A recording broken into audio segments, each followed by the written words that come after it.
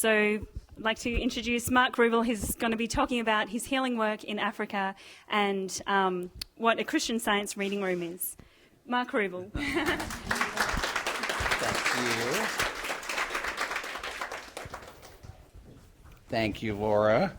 Can everybody hear me okay in the back, everywhere? That, well... Because people back here can't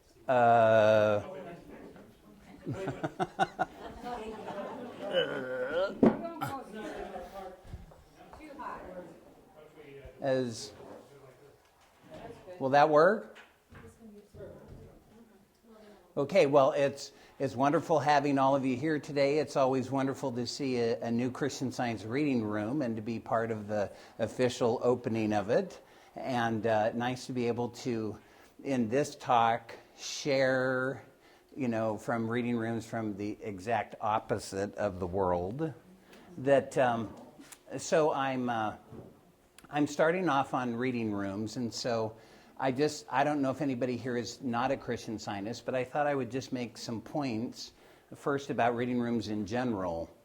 When my church that I'm a member of was moving its reading room because we'd lost our lease and had to move into a new place, a man in my office building where I have an office ran into my office one day and he said, "You aren't closing your reading room. Are you? Please tell me you're not closing your reading room." And I said, "Well, Bob, I had no idea you had gone to our reading room." And he said, "Oh, I've never been there."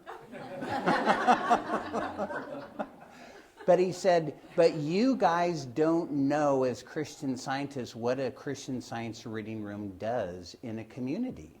And I said, "Really? Tell me." He wasn't a churchgoer. He's never studied Christian Science and knows almost nothing about it.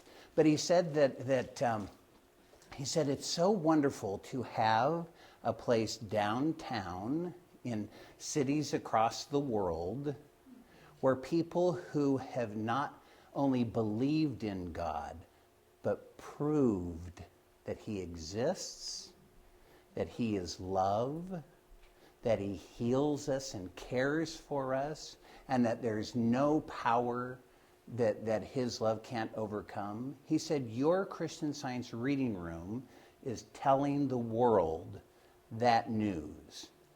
And he said, I can't tell you how many times I've had a horrible day, or my whole life is crashing down on me. I have no hope. And I get in my car and I drive down in the middle of the night to look at the Christian Science reading room. And that reading room tells me, you can make it, Bob, you can make it. God is real. He's helping you. He's here. He's real. And that what you need is coming from Him. He said, I have always depended on your reading room to get me through every problem. So I told him, well, you could come in sometime. And he said he was glad to know that he could. But every Christian Science church in the world has a Christian Science reading room. A Christian Science church is not open during the week as a church, but they're open during the week as a Christian Science reading room. And we provide a place for quiet study, prayer, for a communion with God, as well as a place to be able to get Christian Science literature and have questions answered, all of that. And so it's wonderful to be able to share experiences from reading rooms across the world because we're all in the same boat together. This is the Christian Science reading room here in Harare, Zimbabwe. I've been going here for a number of years. When the reading room was originally built, the church was all white people. Now it's almost all black people. That it was in the outskirts of town. It's now right plumb in the center of downtown because the city's grown so much.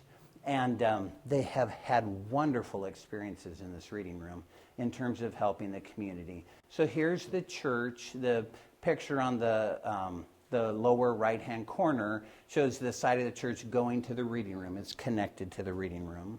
And then the other part is the other. This is just the inside of their church and their readers. Now, the reading room, one of the ways that I got involved, a lot of you know that reading rooms around the United States and Canada, as well as individual Christian Scientists and churches, donated literature for this reading room. You'll notice that in the big picture, the bookshelves look pretty empty there. They got to the point where, because of the political and economic problems in the country, they didn't have almost any books left over, and the United States Postal Service had just changed their fee schedule so that churches couldn't send any literature surface mail.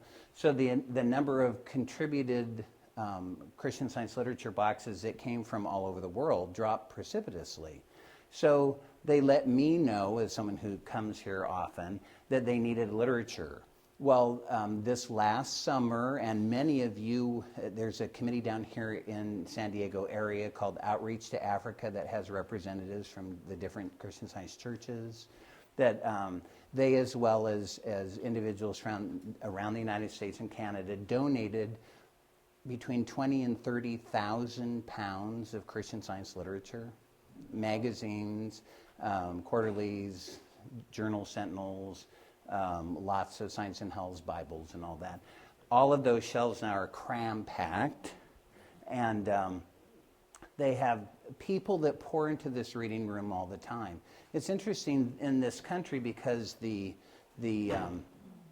rate of inflation was above like 17 trillion% or something like that.